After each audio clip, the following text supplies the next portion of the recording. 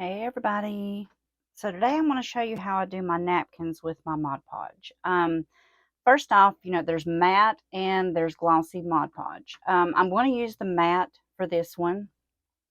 I have a napkin here that I've gotten. I buy a lot of my napkins from TJ Maxx. I get them from the Home Goods. There's a lot of good stuff there. So first thing you're going to want to do is get you a gallon baggie. I have cut it out, and then cut it in half. Now, if I'm going to do like a more than one, like a couple napkins, then I'll just leave it, just like split it down the side and leave it long. But I went ahead and cut these out separate so we can use them. The first thing you're going to want to do is separate your napkins. The easiest way to do that is get something sticky on your hand, and you're going to go in and pop that off. Most napkins have 3 layers, so we're going to take that off. Now, this I do not throw away. You can always take this and make more with distress sprays. Let me grab a few out here so I can show you. So if you've got distress sprays, you can spray them all pretty. You can stamp on them, but be sure if you use stamps that you're using something, this is what I use, that is going to be waterproof. Because if you don't, when you stamp it and then you're going to spray, it's going to mess up your image. It'll get all blurry if you don't use something that's going to be waterproof. So this laid aside. Now, the first thing we're going to do is get those out of the way. All right. So what I do, I get some glue for my Mod Podge here, and I'm going to paint me a surface about the size of my napkin onto the baggie that we've cut open. It gives it something to stick down to. Okay, let's try this and see if that's big enough. All right, so I'm going to lay this down. I always have a few wrinkles, and if I do, I'm just like, whatever, it just adds character. Now, I have seen people take these, and I've not done this yet, but I've seen them take them and pour out some of your Mod Podge into like a little jar or something and dye it with coffee. And it'll make a really nice patina for instead of just clear. I think that will be really pretty depending upon what you're going to use it on. So we're just going to put our stuff. Now, I will tell you, be careful when you're rubbing because you can mess it up. It can tear it really easy. They're very fragile at this point. But just kind of be careful. Some napkins are better than others. And we're just going to go all the way around it here.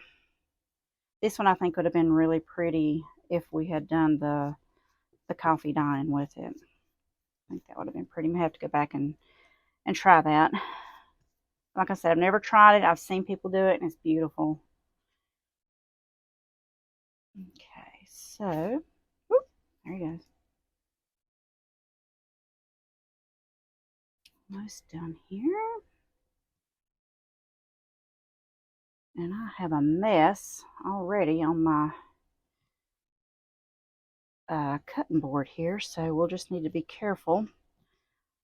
But it is water-based, so right here you can see that I've got a tear. I've got a little tear right here. So what I'm going to do is just kind of edge it over with my brush, and it'll kind of help to hide it.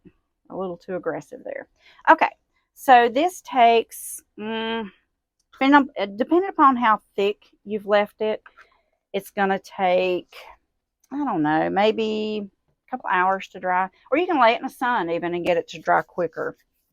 So I've got one, of course, that's already done. Let's go ahead and set this one to the side and let him dry.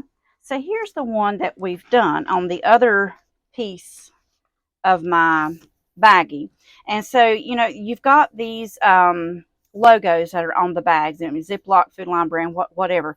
Make sure that you have that on the outside and don't put it on your where you're brushing, because that will mess up your image. Now, this is the napkin before. This is how pretty this one is. Love these colors. And this is what it looks like after. So what we're going to do is take it and peel it off. If I had fingernails right now, I could do it a lot better. Let's see. There it goes. Get it started and peel it off. And he comes straight away off. Now, you've got some little edges there. Just tear them off.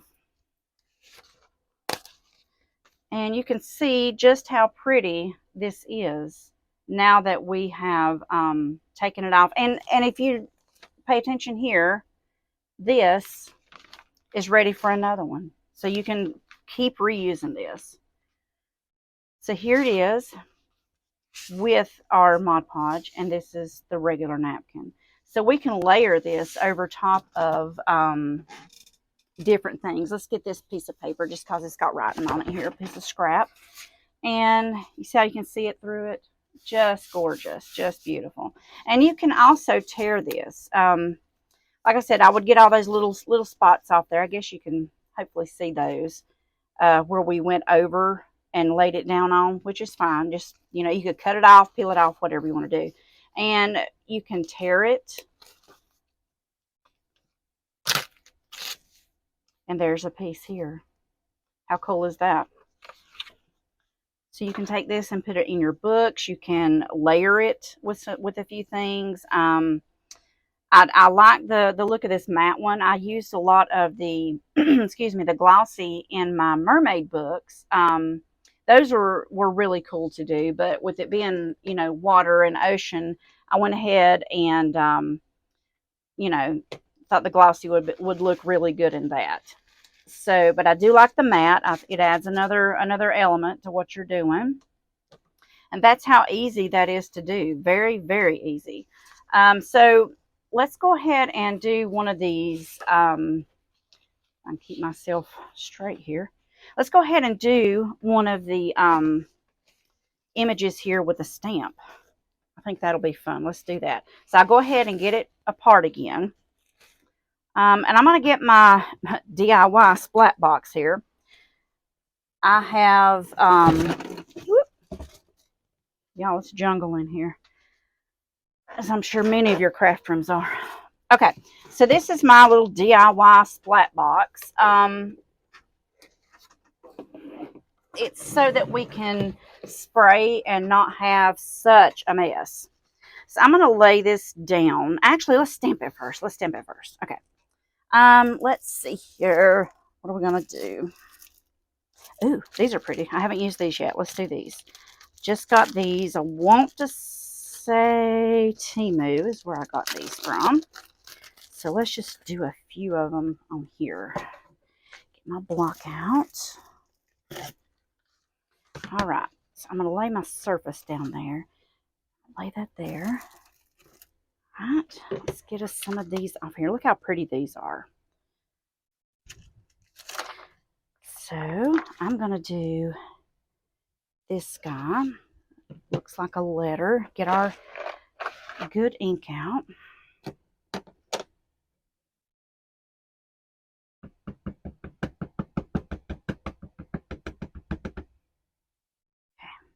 All right, so let's just make us a stamp there. How pretty, pretty. All right, hey, let's do this feather. He's really pretty too. Quill. Put it beside it. How about that?